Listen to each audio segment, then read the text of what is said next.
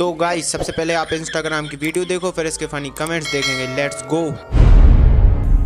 Comeback तो मुश्किल है भाई, तू एक काम करना, थोड़ा जहर लेते आना। तो चलिए शुरू करते हैं। कमबैक तो अब 4 कांधों पे ही होगा। अरे बाबा, रास्ते में मुझे भी देते जाना भाई। क्यों नहीं? मेरे से 200 ले ले, थोड़ा ज्यादा लेना। या अब कमबैक मेरा बेटा करेगा। शाबाश बेटा। कमबैक इस जन्म में नहीं होगा, तो रहने दो फिर। जहर खा के कमबैक होगा इन नेक्स्ट लाइफ। क्या बोला तूने?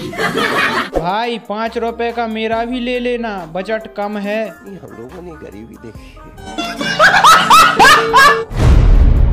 है। मुठ की तरह होता है, एक बार निकल गया तो सिर्फ अफसोस होता है। तो चलिए शुरू करते हैं। पैसा गांड की तरह होता है, होता सबके पास है, देता कोई नहीं।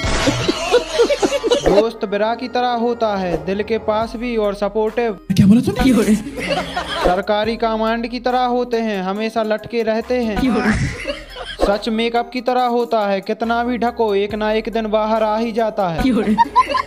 सलवार और किस्मत कभी कभी खुलती है। मुसीबत लंड की तरह होती है, कभी भी खड़ी हो जाती है।